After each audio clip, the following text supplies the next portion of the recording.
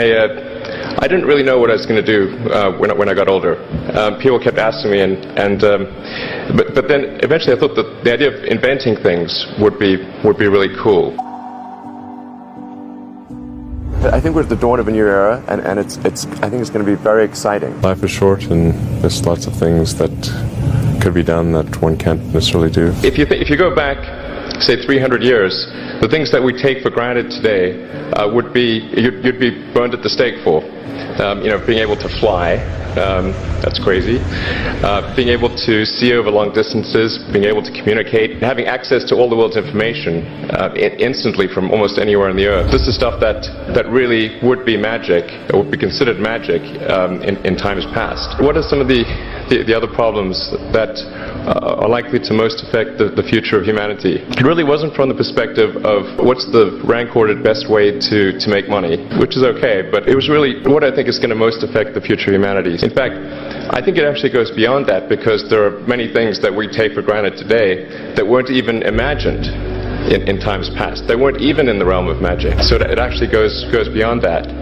So I thought, well, if I can do some of those things, basically if I can advance technology, then that's like magic, and that would be really cool. When my brother and I were starting our first company, instead of getting an apartment, we just rented a small office, and we slept on the couch. And we showered at the YMCA, and we're so hot up we had just one computer. So the website was up during the day, and I was coding at night. 7 days a week, all the time. Work hard like every waking hour. That's the thing I would say, particularly if you're starting a company. And I mean, if you do simple math, you say like, okay, if somebody else is working 50 hours and you're working 100, you'll get twice as much done in the course of a year as the other company. The other thing I'd say is that if you're creating a company, or if you're joining a company, the most important thing is to attract great people. The ability to attract and motivate great people is critical to the success of a company, because a company is it's a group of people that are assembled to create a product or service. If you're able to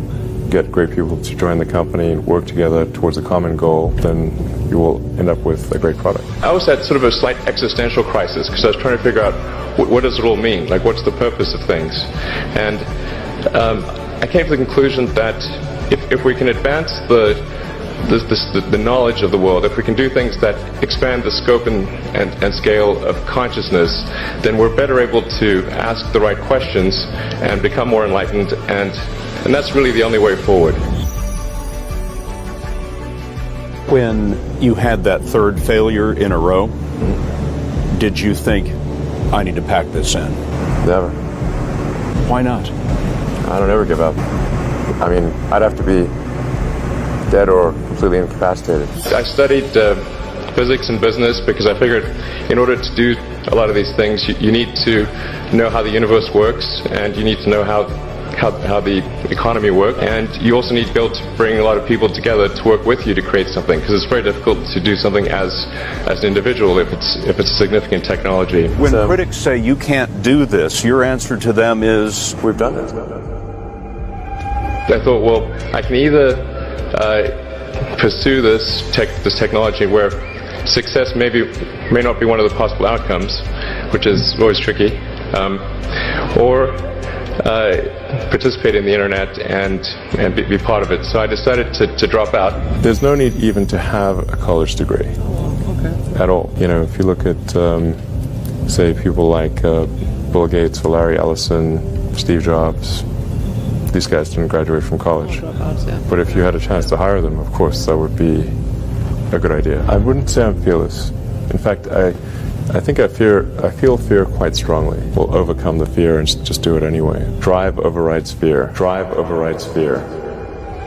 Don't just follow the trend. Rather than reasoning by analogy, you boil things down to the most fundamental truths you can imagine, and you reason up from there. And this is a good way to figure out if something really makes sense, or if it's just what everybody else is doing. It's hard to think that way. You can't think that way about everything. It takes a lot of effort. But if you're trying to do something new, it's the best way to think. They inspired you to do this, didn't they? Yes. And to see them casting stones in your direction. It's difficult. now is the time to take risk. As you get older, your obligations increase before you have those obligations. So I would encourage you to take risks now, do something bold. You won't regret it. I think the overarching point I want to make is that you guys are the magicians of the 21st century. You know, don't let anything hold you back. Imagination is the limit. Go out there and create some magic.